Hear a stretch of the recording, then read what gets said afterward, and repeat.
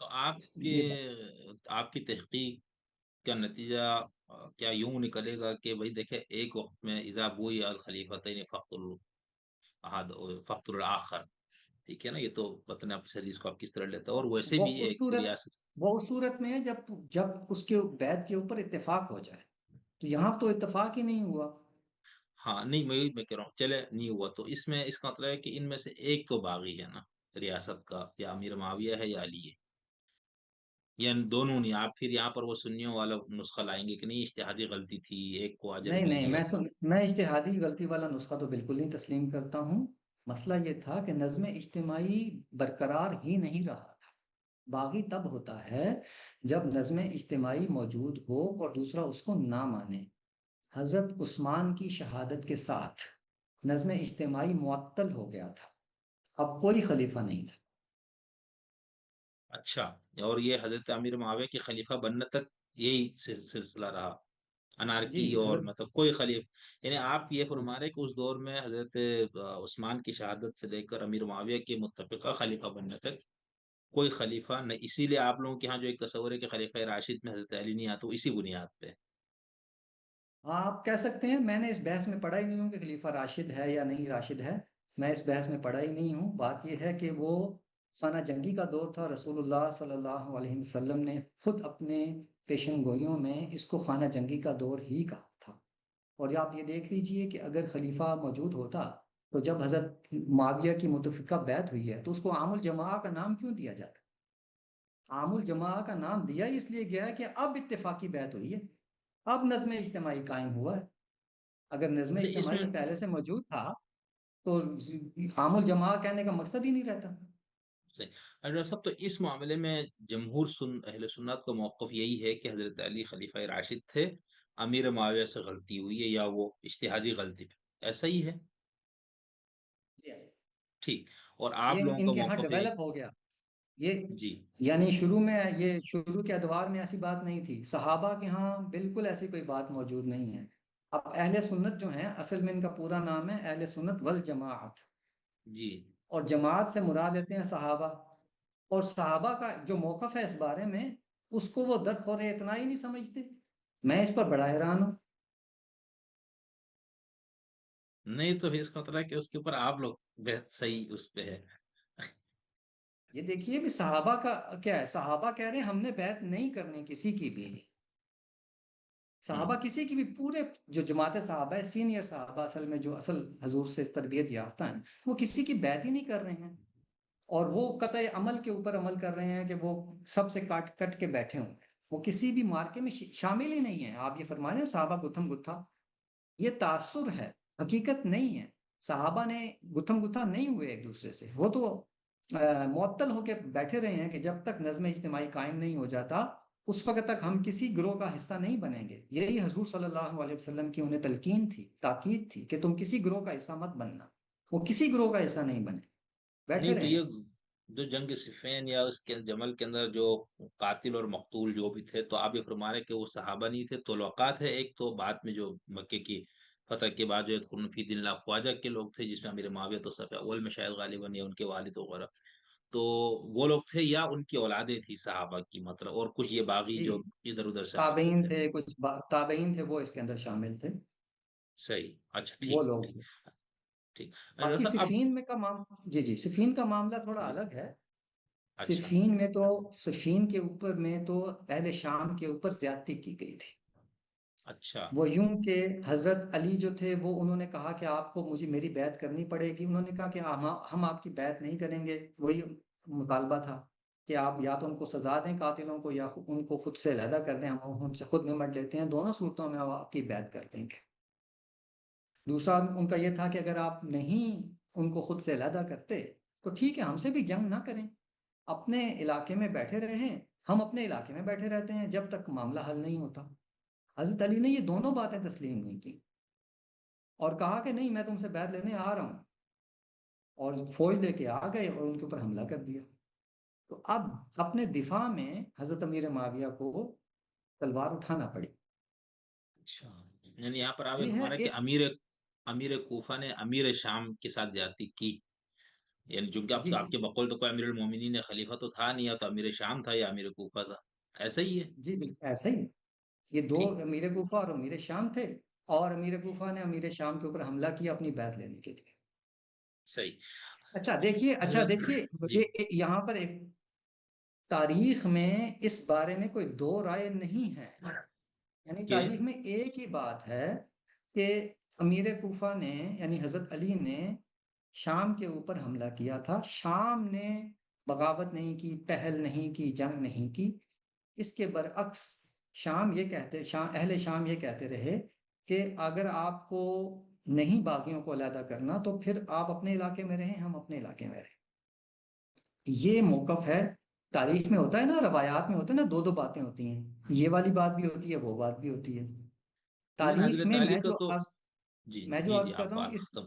میں جو عرض کر رہا ہوں نا کہ امیر شام نے حملہ نہیں کیا، حضرت علی نے ان کے اوپر حملہ کیا، یہ تاریخ میں مسلمہ ہے، یعنی اسٹیبلشڈ ہسٹری ہے، دوسری جی بات ٹھیک ہے ہے، ہی نہیں، ٹھیک ہے، دوسری بات لیکن ہے ہی اس نہیں۔ میں اس کو پیش اچھا ایسے کیا جاتا ہے جیسے کہ وہ خلیفہ جیسے ہی بنے ہیں، حضرت معاویہ جو ہیں وہ فوجیں لے کے آ گئی۔ ٹھیک، اچھا میں اس میں آپ سے اب حضرت علی کا، چلے آپ کا موقف میرا اور رافضیوں کا وہابیوں کا اس کو چھوڑ دیتے، خود حضرت علی اپنا آپ کو خلیفہ برحق سمجھ رہے تھے اس وقت کہ جی مجھے جی یہاں کے انہوں نے چنا ہے تو میں خلیفہ ہوں، اتھارٹی میری اب آ گئی، ٹھیک ہے؟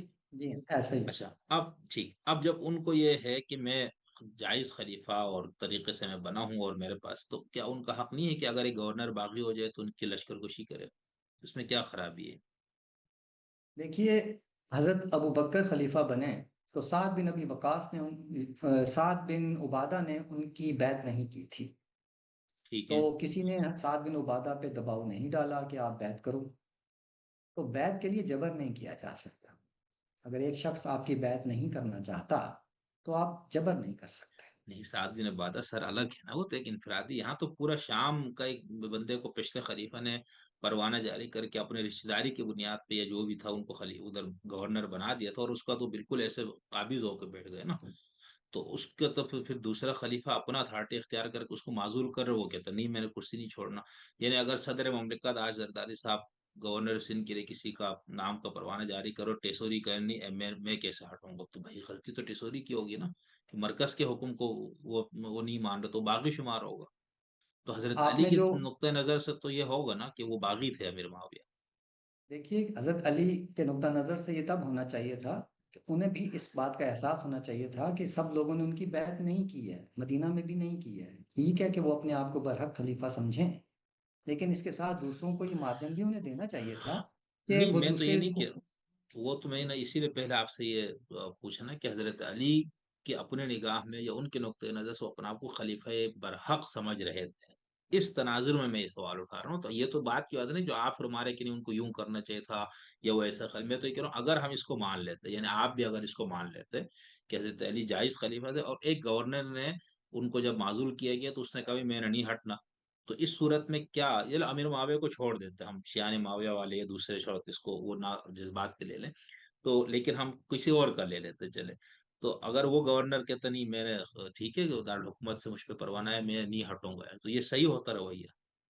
جی، وہ اس صورت میں سیاسی جواز تو پیدا ہو جاتا ہے، ان کے اوپر حملہ کرنے کا یا ان کو سرنگوں کرنے کا، اخلاقی ٹھیک ہے، جواز پیدا نہیں ہوتا۔ اچھا، بالکل ایسے ہی جیسے کہ اب پاکستان میں فیڈرل گورنمنٹ بن چکی ہے، لیکن ایک علاقہ اٹھ کے کہتا ہے، جیسے بنگلہ دیش نے اٹھ کے کہہ دیا کہ ہم علیحدہ ہونا چاہتے ہیں، تو سیاسی طور پر آپ کو یہ حق حاصل ہے کہ آپ ان کو باغی قرار دے کر ان کو ماریں اور ان کے اوپر قبضہ جمائی رکھیں، اور اخلاقی تقاضا یہ ہے کہ اگر ایک علاقہ آپ سے علیحدہ ہونا چاہتا ہے تو آپ کو کوئی اخلاقی طور پر کوئی حق نہیں ہے کہ اس کو زبردستی اپنے ساتھ جوڑ کے رکھیں۔ تو اس بنا پر کیا ہوا بنگلہ دیش کے ساتھ، پاکستان کے ساتھ کہ جنگ ہوئی، لڑائی ہوئی، پاکستان نے اپنی رٹ قائم کرنے کی کوشش کی، ناکامی ہو گئی، تو وہ بنگلہ دیش بن گیا، تو کوئی قیامت ٹوٹ پڑی، آسمان زمین جو ہیں وہ انہوں نے اپنی جگہ بدل لی، کچھ بھی نہیں ہوا، بنگلہ دیش اپنی جگہ قائم ہے۔ یہی کام وہ اس طرح بھی تو ہو سکتا تھا نا، صلح صفائی کے ساتھ۔ تو یہ بات یہ ہے جو بات آپ کر رہے ہیں وہ ہے سیاسی انتظامی معاملے کی، اخلاقی طور پر اس کا کوئی جواز نہیں تھا۔ پھر اخلاقی طور پر جواز اس لیے بھی پیدا نہیں ہوتا کہ امیر شام بیعت نہ کرنے کے باوجود جنگ کرنے کے لیے تیار نہیں ہو رہے۔ حضرت علی ان پہ دھمکیاں دے رہے ہیں اور وہ کہہ رہے ہیں کہ بھائی میں نے جنگ نہیں کرنی، تم اپنے علاقے میں رہو، میں اپنے علاقے میں رہتا ہوں جب تک معاملہ حل نہیں ہو جاتا۔ لطف کی بات دیکھیے کہ جنگ صفین کے بعد پھر معاہدہ صلح پہ ہوا اور تحکیم ہوئی، اس میں حضرت علی نے تسلیم نہیں کیا۔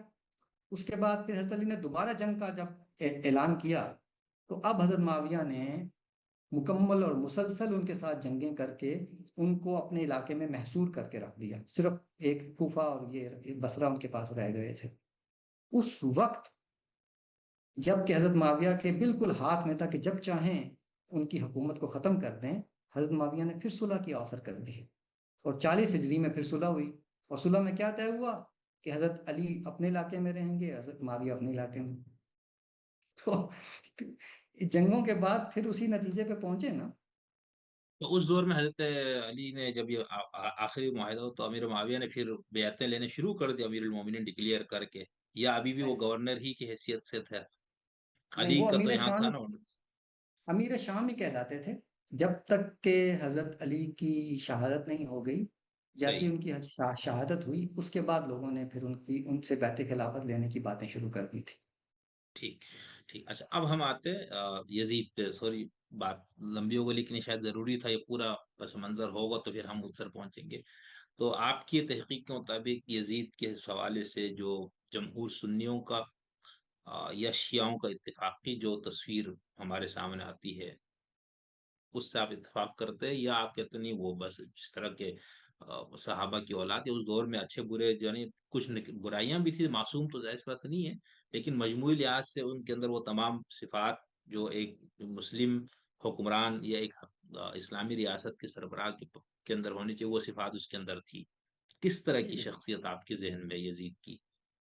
دیکھیے یزید کی شخصیت وہی ہے جو محمد بن حنفیہ نے بیان کی تھی۔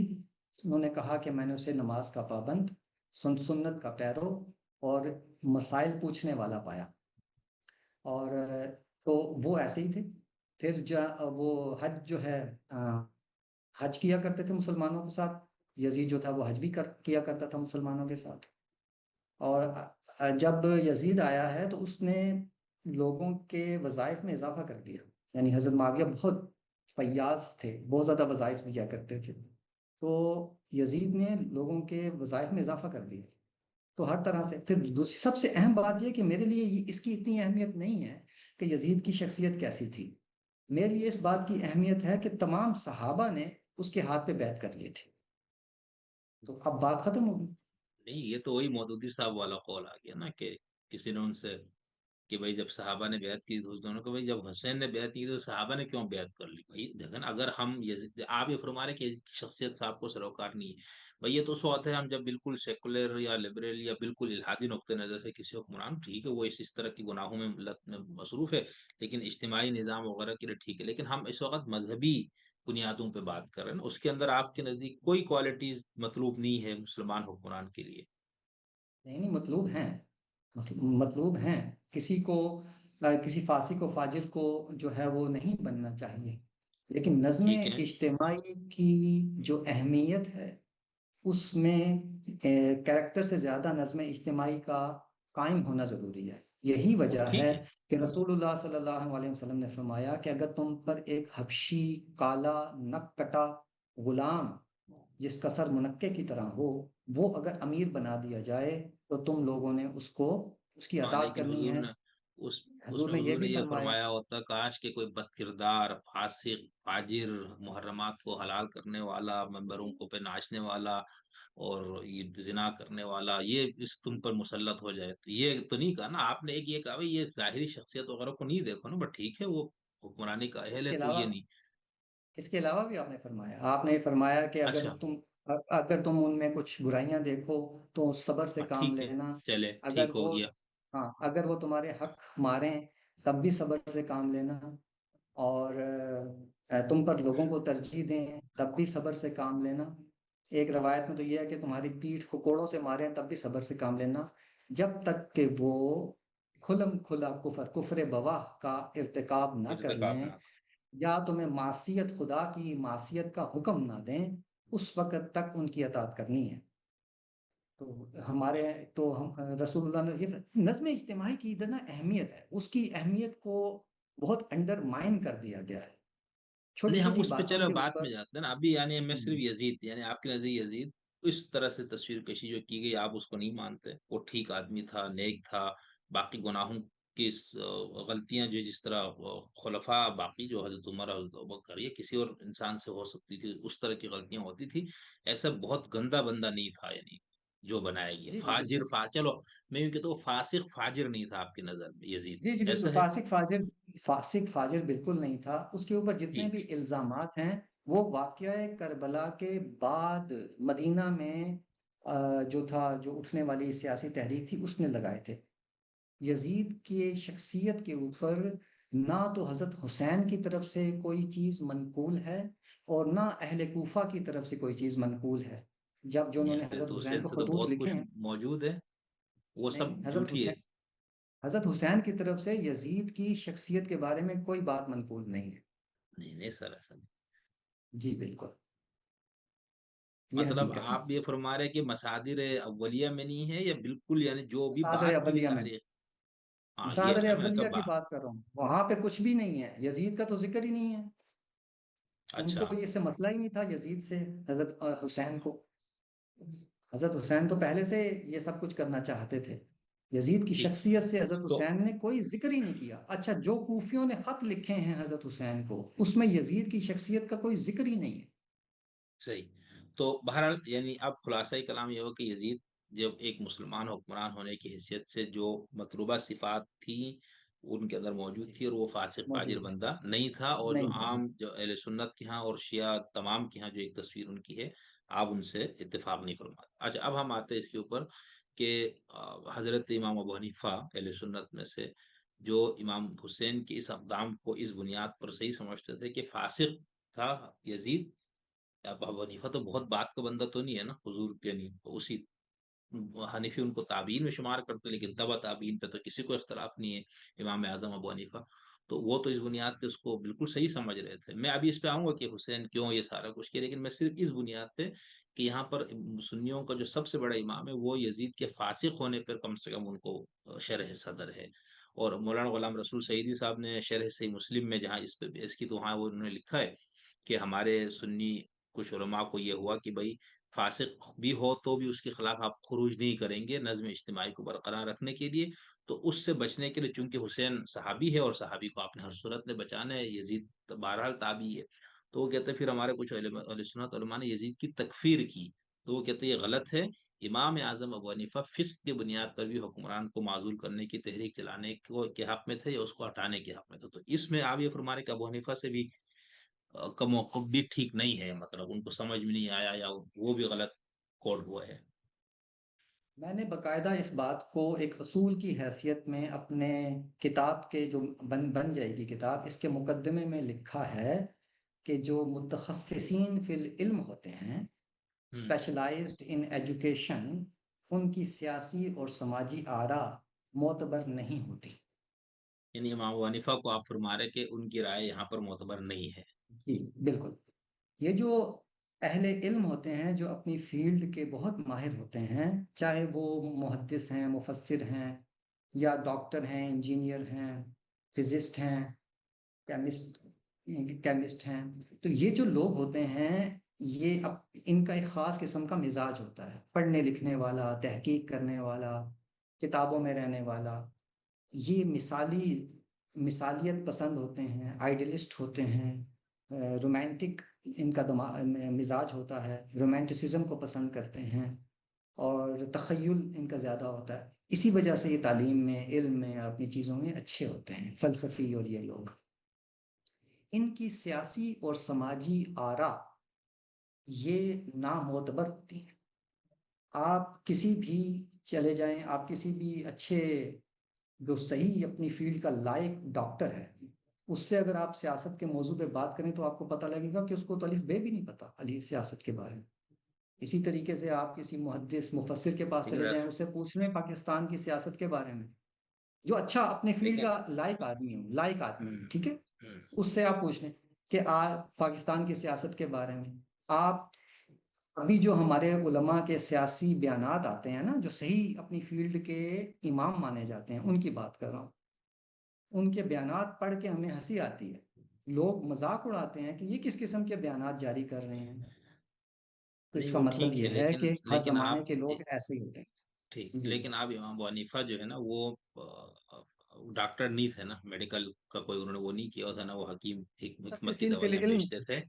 ہاں نہیں، لیکن وہ ایک قانونی دماغ تھے، قانون دان تھے، فقیہ تھے، اور فقیہ کا جو ہے وہ چیزوں کو دیکھتا ہے انہی بنیاد پہ کہ حلال حرام، جائز ناجائز، غلط صحیح، شریعت کی روح سے۔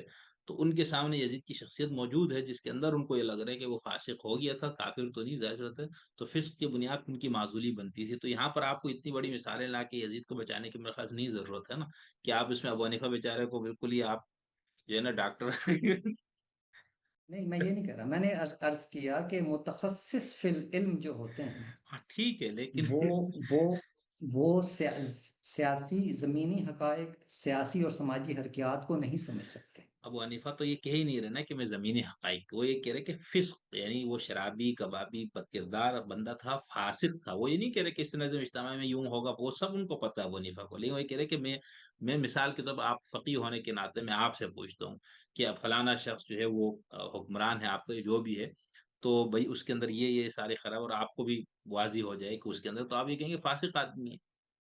تو اس دور میں امام یہی ابو تھا نا حنیفہ کہ کہاں فاسق رہتے تھے؟ امام ابو حنیفہ کہاں رہتے تھے؟ کوفہ میں۔ کوفہ میں، جی کوفہ میں رہتے تھے، ہم جس محلے میں رہتے تھے نا، وہاں پہ ہمارا بھی ایک کوچہ شیعہ ہوتا تھا، ایک امام بارگاہ ہوتی تھی، اور بچپن سے ہی ہم یہ سارے قصے سنا کرتے تھے، تو انہی قصوں کے انہی تاثرات کے ساتھ ہم بڑے ہوئے، اور ہم اب تک ان کو ایسے ہی سچے سمجھتے تھے جیسے کہ وہ ایسے ہی ہیں۔ میرا اپنا ایک مضمون ہے جس میں نے چیزوں کی تحقیق کی، اور وہاں میں نے یزید کے بارے میں برے الفاظ استعمال کیے ہیں، کیونکہ میرا تاثر یہی تھا کہ بھی اتنے سارے لوگ برا کہہ رہے ہیں تو برا ہی ہوگا، بالکل ایسے ہی جیسے ہمارے ہاں کچھ سیاستدانوں کو لوگ بچپن سے ہم سنتے آ رہے ہیں کرپٹ ہیں کرپٹ ہیں کرپٹ ہیں، تو ہم کہتے ہیں بھی کرپٹ ہی ہوں گے، لیکن جب تحقیق ہوئی تو پتہ لگا کرپشن 1 روپے کی نہیں نکل پا رہی۔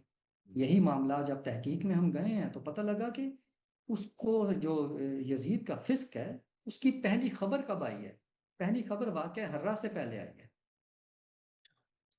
نہ حضرت حسین اس کو فاسق کہہ رہے ہیں، نہ اہل کوفہ اس کو فاسق، ان کا خیال آیا کہ اس کو فاسق کہنا ہے، واقعہ کربلا کے بعد مدینہ میں اس کی فسق کا اعلان ہو رہا ہے، اور اس کو پتہ چل رہا ہے، اور محمد بن حنفیہ کو پتہ چل رہا ہے کہ اس کو فاسق مشہور کر رہے ہیں اور وہ مخالفت کر رہے ہیں، تو سب سے پہلی دفعہ تو وہاں ہوا، اس کے بعد صحیح، کوئی معاصر گواہی نہیں ہے، کوئی صحابی اس کو فاسق نہیں کہہ رہا ہے، کوئی بات نہیں اس کی کر رہا ہے، صرف اور صرف اس کے سیاسی مخالفین اس کو فاسق کہہ رہے ہیں۔ تو یہ تحقیق کی چیزیں ہوتی ہیں۔ امام ابو حنیفہ بھی کوفہ میں رہ رہے تھے، جہاں بچپن سے وہ سنتے آ رہے تھے کہ بڑا ظلم ہوا تھا، ظلم تو ہوا تھا ابن زیاد کی حرکتوں کی وجہ سے۔ اب وہ جو تھے امام ابو حنیفہ نے وہی سنتے سنتے اس کے فسق کو اسی طرح یقین کر لیا جس طرح ہم نے بچپن میں کچھ سیاستدانوں کو کرپٹ یقین کر لیا تھا۔ نہیں تو ابھی آپ مرد حورس آصف علی زرداری صلی اللہ کو آپ کرپ نہیں سمجھتے؟ جی بالکل نہیں سمجھتا، اس لیے کہ جب تک کسی چیز کا الزام کا ثبوت نہیں آ جائے، سیاست تو ہے ہی الزام تراشیوں کی دنیا، ہوں، اس میں ان کو کرپٹ نہیں سمجھوں گا جب تک ثبوت میرے سامنے نہیں آئے گا۔ صحیح، ٹھیک۔ نہ میں تو نواز خیر یہ میں شریف نے کو کرپٹ سمجھتا ہوں، نہ میں نواز شریف کو کرپٹ سمجھتا ہوں، نہ میں زرداری کو کرپٹ سمجھتا ہوں، نہ میں عمران خان کو نشئی سمجھتا ہوں، نہ زانی سمجھتا ہوں، جب تک میرے سامنے ثبوت نہیں آئے گا۔ ٹھیک، تھینک یو۔